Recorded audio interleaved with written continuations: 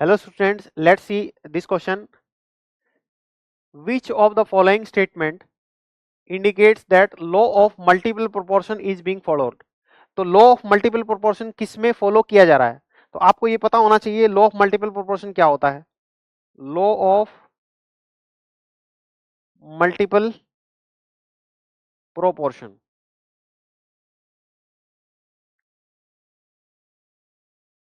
क्या कहता है? Law of multiple proportion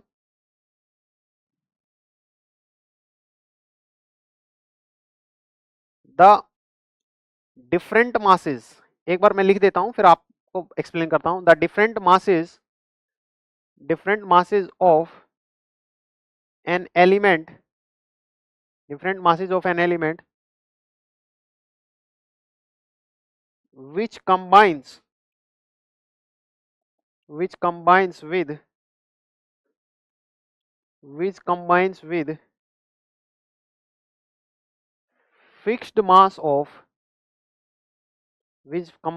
fixed mass of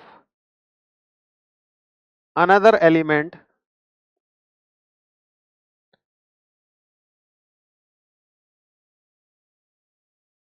bears simple whole number ratio.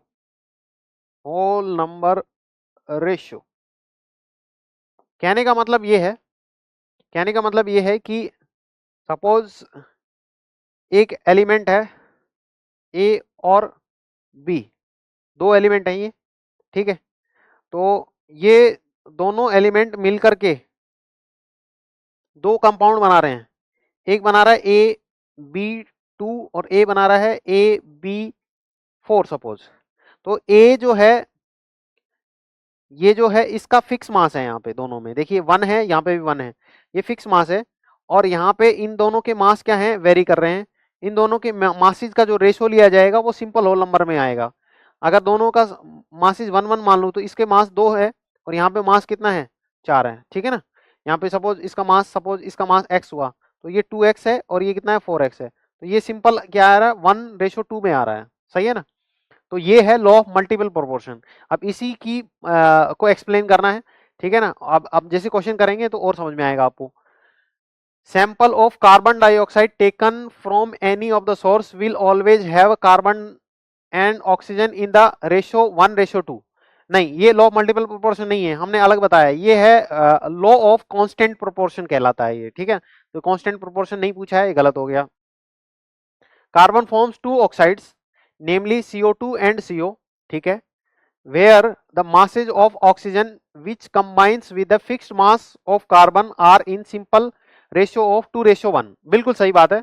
जैसे हमने बताया, जैसे हमने ए बी का एग्जांपल लिया था, यहाँ पे अगर हमने रियल एग्जांपल लेकर के देखें तो वो हमें लॉ ऑफ मल्टीपल प्रोपोर्शन के बारे में बता रहा है. देख रहा है, ये कह रहा है कार्बन और ऑक्सीजन जो है वो दोनों कंबाइन करके दो ऑक्साइड बना रहे हैं, कार्बन डाइऑक्साइड और कार्बन मोनोऑक्साइड. इन दोनों में देखिए कार्बन जो है उसका मास फिक्स है. ये कार्बन, एक कार्बन लिया है, 1 मोल लिया है, 12 ग्राम है, ये भी 12 ग्राम है. लेकिन यहाँ पे ऑक्सीजन कितना है, मास कितना है, 32 है.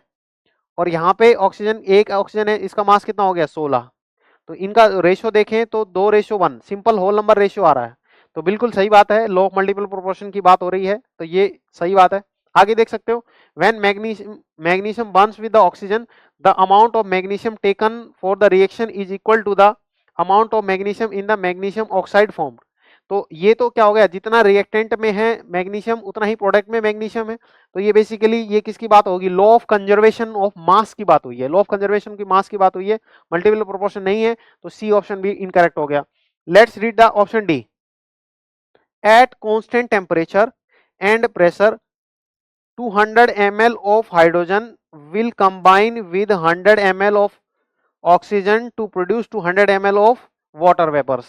ठीक है. तो ये बेसिकली वॉल्यूम की बात हो रही है. तो वॉल्यूम की बात हो रही है. ये क्या कह रहा है ना, थोड़ा सा पढ़ना चाहें इसको.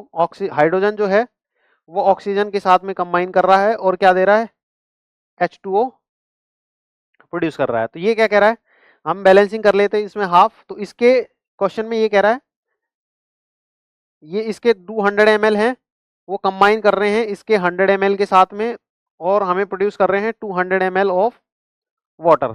तो बेसिकली ये कौन सा लॉ है?